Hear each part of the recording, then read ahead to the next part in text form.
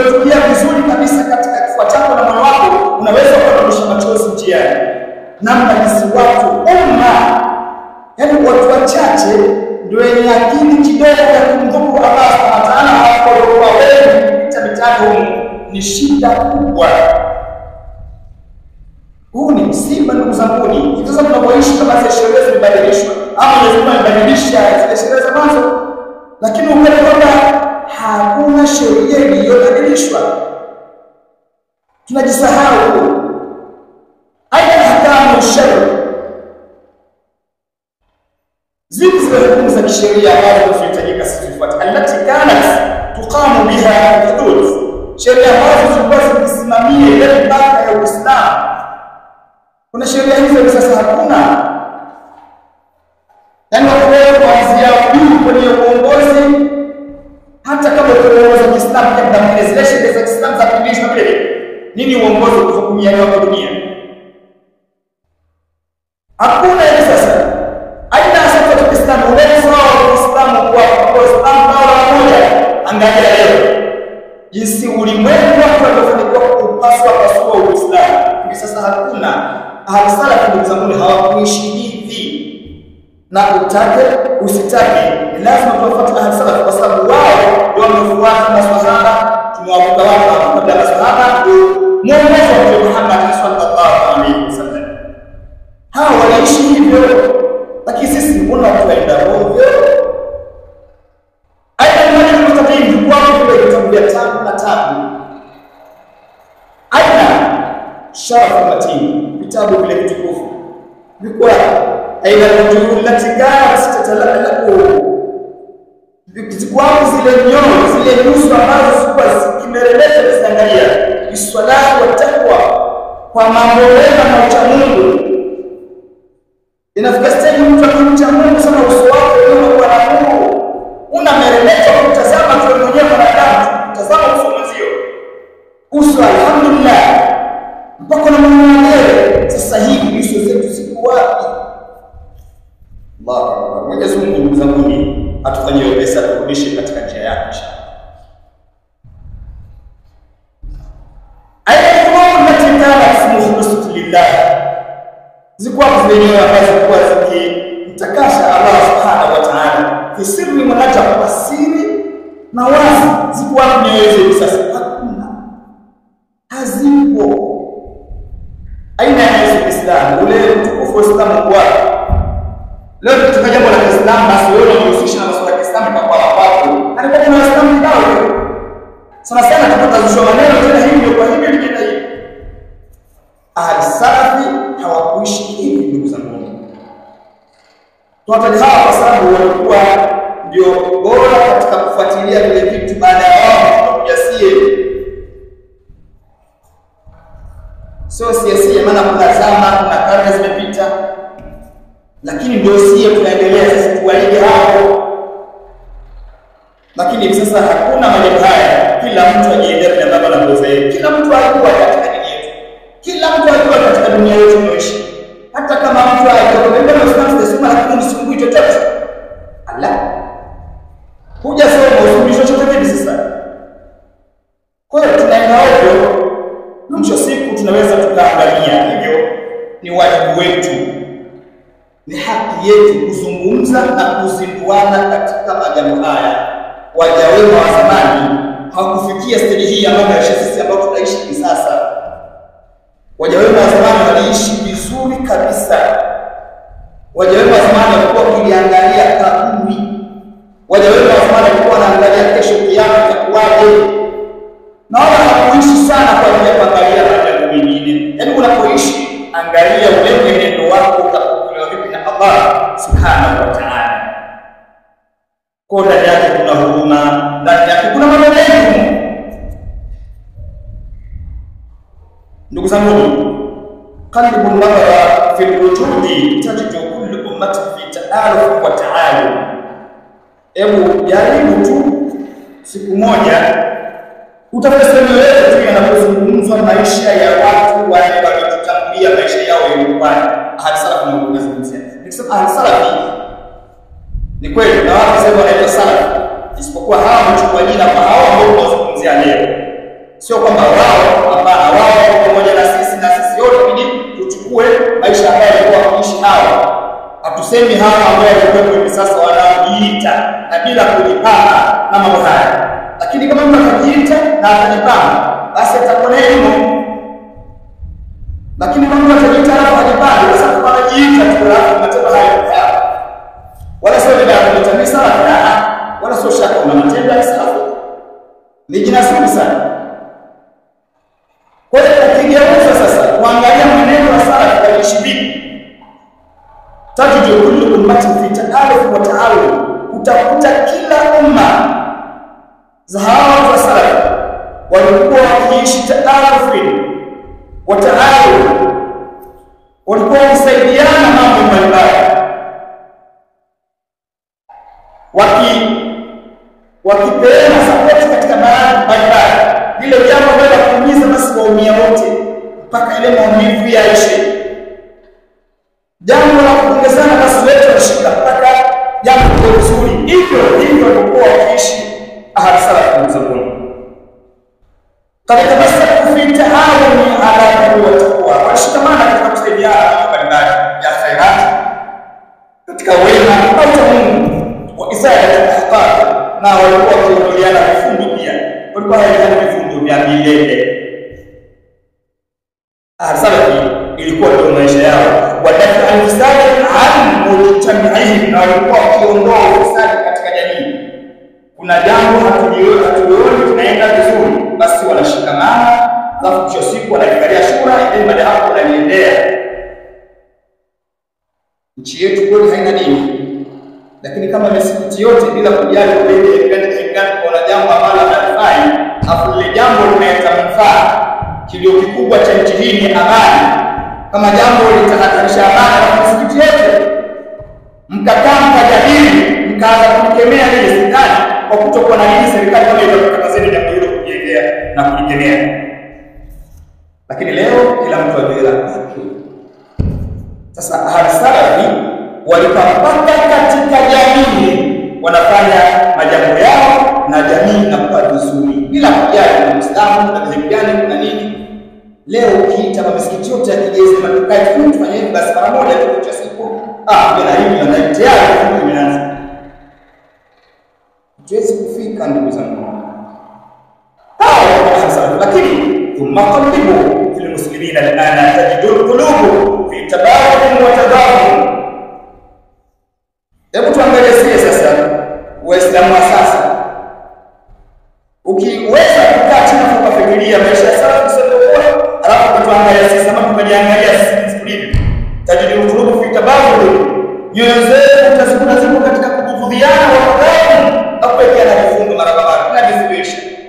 Sisi Waislamu wa zama hizi dunia nzima, wala sisi kwa hizi, utakuta iko hivyo tu. Na la tusminna illa wa fihi qiba. Wallahi hatuna sehemu ya kuja kukaa na kuzungumza sema tutateta tutasengenya. Ndio tulivyo Waislamu wa sasa. Kama unabisha jichunguze, maskani uliokaa mlikabla shaka kuna mtu tu mlimzungumzia tena kwa ubaya. Tuko hivyo tu, sisi tunazungumza mambo baada ya kufanya utafiti. Wewe na mtu baba, lakini tutembea sasa duniani tunaona vile vitu vinavyoenda mpaka katika maskani mbalimbali. Iko hivyo. Hatuna maskani sikuwa ndani yake tunapotetana na kusikinyana. Amru ghibat fi yawmina hada, jambo la kutetana katika siku hizi ama katika zama hizo kuonazo kad kathura, wallahi limekuwa kubwa mno. Kwa hiyo muogope Allah Subhanahu wa Ta'ala, jiepushe na vikao kama hivyo, jiepushe na mambo kama hayo, dini na kufuata mwenendo wa wajawema wa zamani, ndo ahad-salaf. Fattaqullaha ayyuhalladhina, bas mcheni muogopeni Allah Subhanahu wa Ta'ala nini baba na ana hiyo kuliko,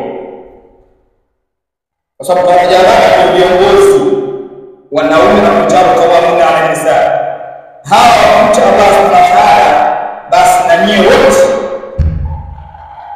zile amri zao, kwa sababu wao mcha Allah na nyie mtaamrisha hivi.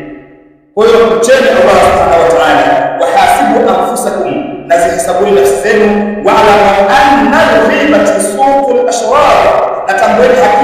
kuteta ama kusengenya ama mwingine yote ni soko la shari. Kuteta ama kusengenya ni soko la shari. Yaani kusengenya mtu umeenda sokoni kununua shari.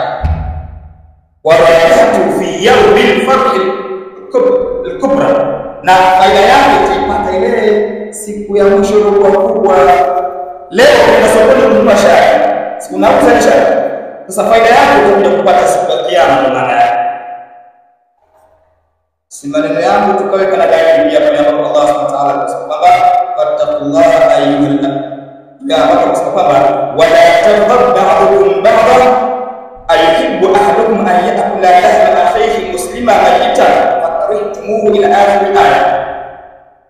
Allah Subhanahu wa ta'ala asije mmoja wenu akamsema mwingine ama baadhi wakasema wengine, kwani apenda mmoja wenu kula nyama ya maiti ya mmoja wenu, bila shaka matukia yeye kufanya hivyo. Ndio wafasiri mbalimbali wanasema ukimteta mtu sasa umekula nyama yake kutokana na aya hii. Wameshuka hapo kwa mtaji na wengine wengi na basi katika tafsiri zao za Qur'an. Wameshuka vizuri kabisa. Na bado wanaona wa sasa wao wanaendelea kushuka katika aya hizo na aya zingine nyingi kabisa. Jambo ambalo linatukiza uwezo wewe ukala nyama ya mwenzio. Kwa kuteta ukisengenya ndio mfano wake huo. Kipo kisa kimoja, mwanachuoni mmoja anaye kupelekewa taarifa kwamba bwana fulani ni fulani amekuambia wewe kadha. Baada ya kupata maneno yale, huyu mwanachuoni akachukua tende na akapata vitu vitamu akampelekea, bwana mimi nimesikia umesema hivi mimi nakupa vitu vitamu ili uamue kabisa, kwa sababu hizo thawabu zako bila shaka utakuwa mimi ndio nitazitoa siku ya kiyama. Sasa ngoja tu vitu vitamu hapa duniani basi. Kwa namna kusengenya ama kuteta jambo zito sana. Ahadi sana tunamwona hawa nao. Sio mada yetu kuteta wala sio mada yetu kusengenya. Mada yetu tunaishi tofauti na maisha walioishi ahadi sana.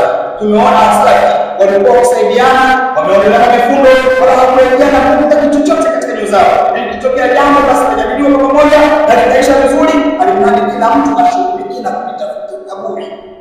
Lakini tunashughulika na jambo la watu basi ili pale kwa mambo kufika. Usifanye hivi bwana. Tutakuwa tunapotea na kufanya vibaya.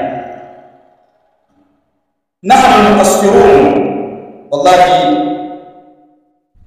sisi ni watu ambao tumevunja kabisa baadhi ya mambo. Muqassirul a'mal salihah, tunazivunja yale matendo mema yanayotakikana kuyafanya, tunayapunguza, tunayadhoofisha, tunayanyongesha. Sisi ndio wenye kunyongesha, kuyapunguza zile amali njema, sisi tunazinyongesha. Angalieni siku ya Ijumaa, hata msikiti minne, hata mistari minne huenda msitimize, lakini watu wako na wajua kwamba leo Ijumaa wao na ni Waislamu, ambao swala ya Ijumaa ni lazima Uislamu aswali. Ni nini? Kwa sababu tunanyongesha haya mambo, lakini mambo yenyewe pia ni ya faradhi na lazima. Kwa mazingatio kila mmoja kujua siku hiyo. Kwa sisi ni watu ambao wenye kuvunja haya sheria za Allah Subhanahu wa ta'ala. Yale mambo mema sisi wenye kuyapunguza, wenye kuyanyongesha. Hasibu anfusakum qabla qada'i a'marakum. Hivyo basi kama ni hivyo, asilimia kubwa wenye kuzinyongesha sheria za Allah ni wenye kupunguza matendo mema ya Allah. Wewe sasa hasibu anfusakum, basi hebu zihesabu nafsi zenu, ama wewe hesabu nafsi yako kabla kabla haujakwisha umri wako. Ukisha umri wako huwezi kuhesabu tena ndugu yangu, kwa sababu inna kulla insani yantahi amaluhu inda hululi ajalihi, kwa sababu kila mwanadamu huisha matendo yake baada ya kuisha muda wake wa kuishi duniani. Kila mwanadamu matendo yake yanaisha baada ya umri wake kuisha. Wewe wako kushaisha, je, wajua ukoje? Umri wako kuisha, umeshahesabu matendo yako? Ndio pale tunasema kwamba hesabu matendo yako kwanza pale unapoamka, unaposhusha miguu yako katika tandiko lako, ili kuwaje kwa ulishusha kwa sababu gani? Kwa Allah, kama ulishusha kwa ajili ya kumtii Allah, mpaka sasa hii saa 7 saa 8 sijui umefanya kitu gani hapa katikati? Kwa hiyo kila siku ikiwa ndio hivyo, dalili zako unazileta, nguvu zako unazileta, ndio kuhesabu nafsi yako. Mwisho siku kuzoea kesho yake tena, ile mwenye kitahidi ni ambaye hivi itakuwa hivyo. Kwa hiyo hesabu nafsi zenu kabla haujakwisha umri wenu. Fa innal mauta nihayatul amali wa bidayatul jazaa, kwa sababu mauti bwana ndio mwisho wa matendo na ndio mwanzo wa malipo. Ni kauli pana ambayo kila siku watu wazungumza. Mauti ndio mwisho wa matendo yako yote, makorokoro yako yote uliyawaza. Hebu angalia wangapi walipanga vitu kibao katika fikra vichwa vyao ili watekeleze, lakini mwisho siku kabla hajatekeleza umri umemkata na hakuna tena jambo lolote. Wangapi? Itakuwa wewe tayari umeshafika miaka 20 na unachongoja ni kufa tu, na ukifika 40 ndio kabisa tubia kusema siku moja. Ukifika miaka 40 wewe ni sawa ulioiba ukivuna tu, yaani tayari umetia vitu vingi bado ukufa.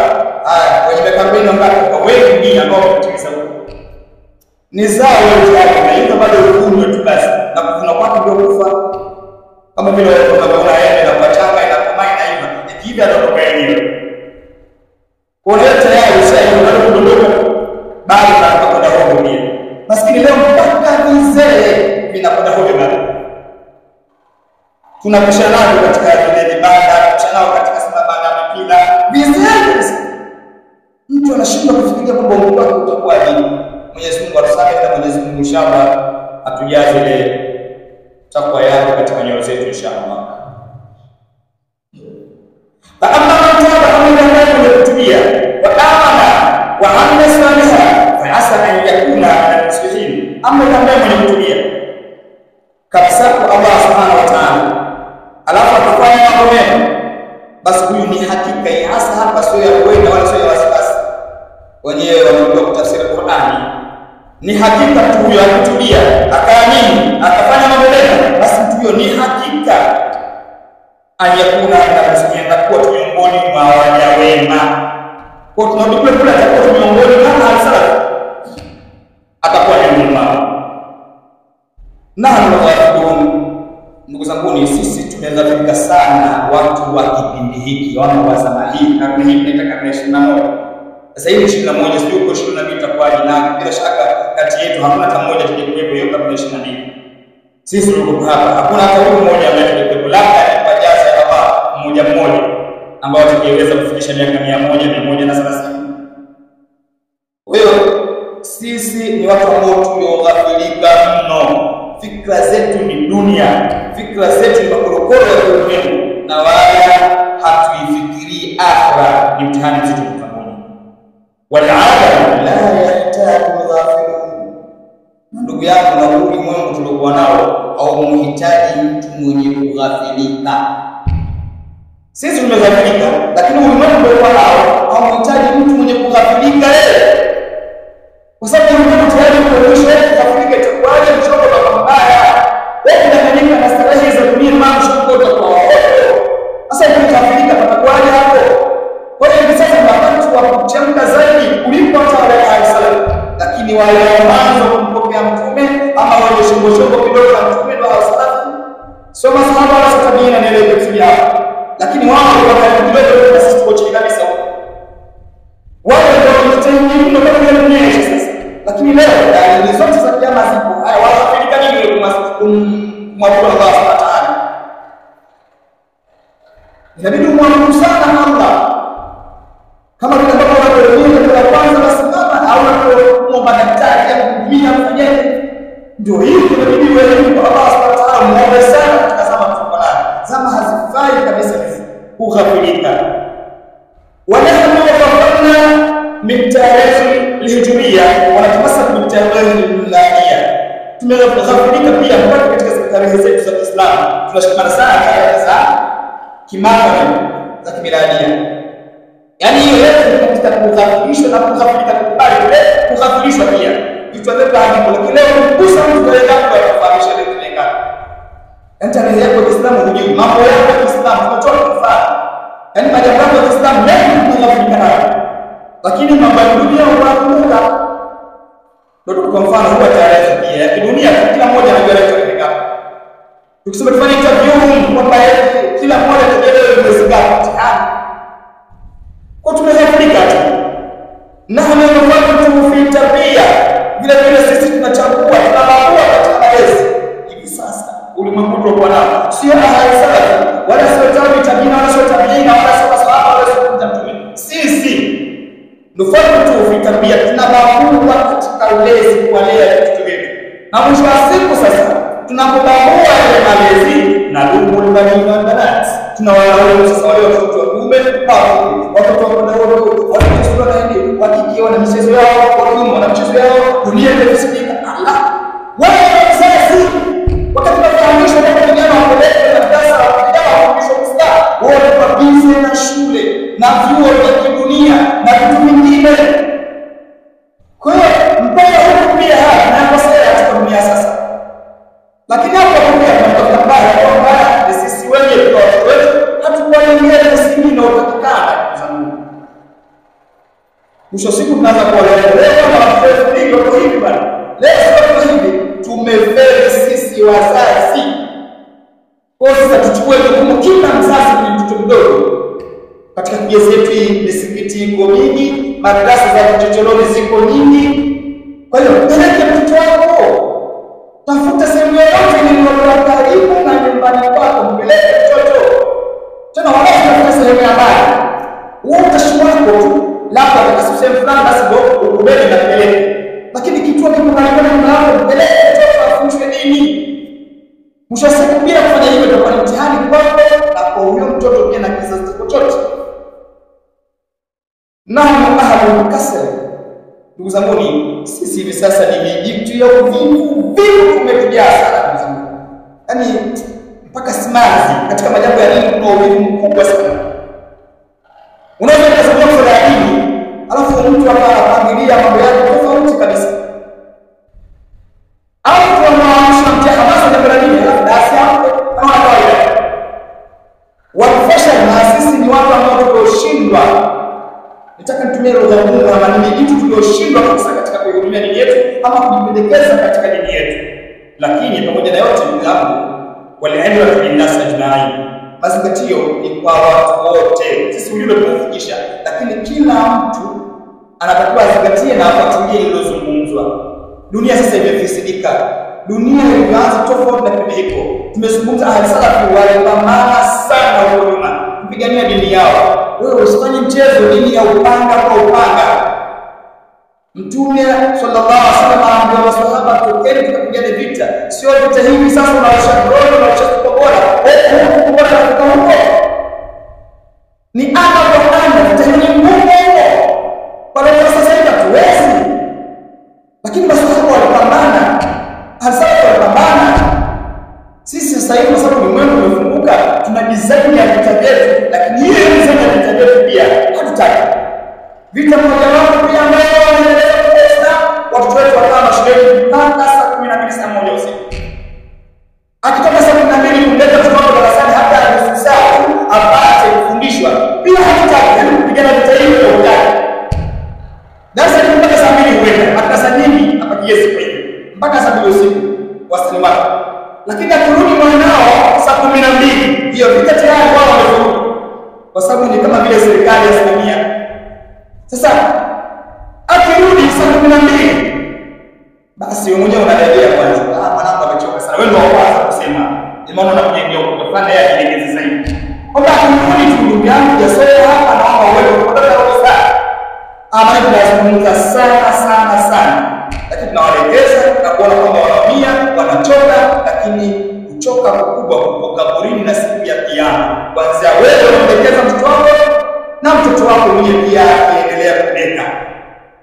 Kwa hivyo ahasalafu waliishi vizuri na walipambana na sisi na kusema nafsi zetu tuishi hivyo, tuondoe vifundo, tuishi kwa kuondoa matatizo katika jamii, tuishi hii yote kutafuta kila mmoja kwa kulala na si vinginevyo. Barakallahu lana wa lakum bil Qur'anil azim wa nafa'ana wa iyyakum bima fihi min al-bayyinati wal hikma fastaghfirullaha wastaghfiruhu innahu kana lil tawwabin ghafura.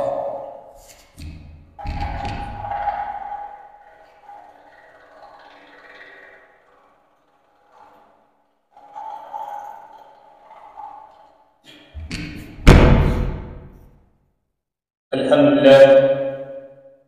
لله الفاعل المختار، والصلاة والسلام على سيدنا محمد صفوة الأبرار، وأشهد أن لا إله إلا الله الواحد الأحد، وأشهد أن سيدنا محمدا عبده ورسوله السيد السند. اللهم صل وسلم على سيدنا محمد وعلى آله وصحبه أجمعين. أوصيكم عباد الله وإياي بتقوى الله. أكثروا من الصدقة والاستغفار والصلاة والسلام على خير البشر. إن الله وملائكته يصلون على النبي يا أيها الذين آمنوا صلوا عليه وسلموا تسليما.